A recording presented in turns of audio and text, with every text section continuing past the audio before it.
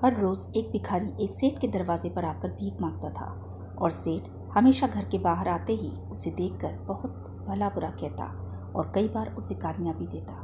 एक दिन तो सेठ ने उसे देखते ही कहा, तू पूरी जिंदगी ऐसे ही भीख मांगेगा क्या? तू जिंदा ही क्यों है? धरती का बोझ क्यों बना बैठा है? और कभी कभी तो उस भिखारी को गुस्से में वह धक्का भी मार दिया करता। इतना कुछ हो जाने के बावजूद भिखारी के मुंह से सिर्फ यही निकलता कि भगवान तुम्हारे पापों को माफ़ करे। एक बार सेठ बहुत परेशान था कि तभी उसके दरवाजे पर वही भिखारी आया। गुस्से में अपना आपा खोते हुए सेठ ने उस भिखारी को पत्थर दे मारा। पत्थर लगने के कारण भिखारी का सर फट गया और उसके सर से खून बहने लगा। फिर भी दर्द से कराते हुए भिखारी ने इतना ही कहा, भगवान तुम्हारे पापों को माफ़ करे, और वहाँ से चला गया। सेठ सोच में पड़ गया कि भिखारी को पत्थर मारा, फिर भी उसने सिर्फ प्रार्थना की। सेठ का गुस्सा शांत हुआ तो भिखारी के बारे में जानने के लिए उस सेठ ने भिखारी का पीछा करना शुरू कर दिया। भिखारी जहाँ जहाँ जाता सेठ उसके पीछे जाता। सेठ ने देखा कि कोई उसको खाना देता, कोई उसको मारता, कोई अपमानित करता तो कोई गाली देता।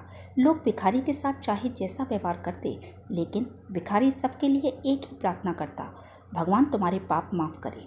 अब रात होने को आई थी। भिखारी अपने घर जाने के लिए लौटा।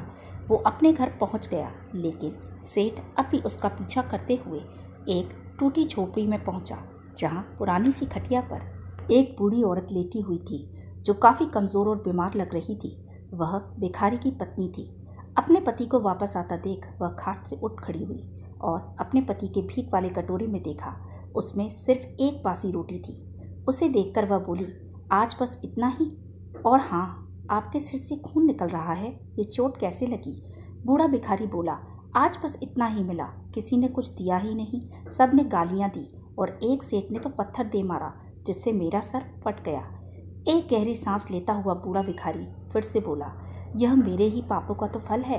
तुम्हें याद है कुछ सालों पहले हम कितने अमीर थे? क्या कुछ नहीं था हमारे पास?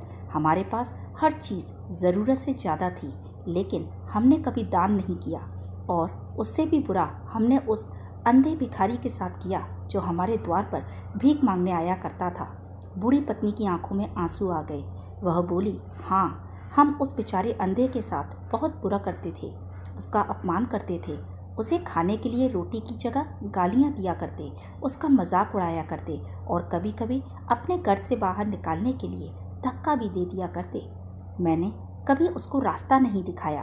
एक बार उसका मजाक बनाते हुए मैंने उसके मुंह पर मिट्टी भी फेंकी थी और वह हमेशा दुखी होकर यही कहता कि भगवान तुम्हें तुम्हारे किए की सज़ा देगा, भगवान तुम्हारे पापों की सज़ा ज़रूर देगा। उसका श्राप आज सच हुआ और हम इस दुख भरी जिंदगी में आ गए। भिखारी बोला, हाँ, उसका श्राप सच हुआ, इसलिए मैं किसी को बद्दुआ नहीं देता। चाहे कोई मेरे साथ कैसा भी बर्ताव करे, मैं हमेशा उसके लिए प्रार्थना करता हूँ। मैं नहीं चाहता कि कोई भी हमारे जैसी ज़िंदगी का अनुभव करे, किसी को भी हमारे जैसे दुखों का सामना करना पड़े। वो नहीं जानते कि वह कितना बड़ा पाप कर रहे हैं, इसलिए अनजाने में हुए पाप की ऐसी सज़ा किसी को भी मिले मैं नहीं चाहता। सेठ वहीं पर छुपकर यह सारी बातें सुन रहा था। अब उसे सब कुछ समझ में आ गया था। भिखारी और उसकी पत्नी ने वह एक रोटी मिल बांट कर खाई और भगवान को धन्यवाद बोलकर सो गए। प्रिय दोस्तों, इस कहानी से हमें यह सीख मिलती है कि आदमी चाहे किसी के बारे में बुरा करे या भला करे, लेकिन भगवान सिर्फ कर्म के हिसाब से उसको फल देता है। क्या हुआ अगर भगवान नहीं दिखता है? लेकिन यह बात बिल्कुल सत्य है, उसके खाते में सबका हिसाब बहुत पक्का होता है। इसलिए जब किसी के लिए कुछ भी करो तो मन से और कर्म से अच्छा ही करो। वीडियो पसंद आए तो लाइक, शेयर, सब्सक्राइब और कमेंट करना ना भूलें। धन्यवाद।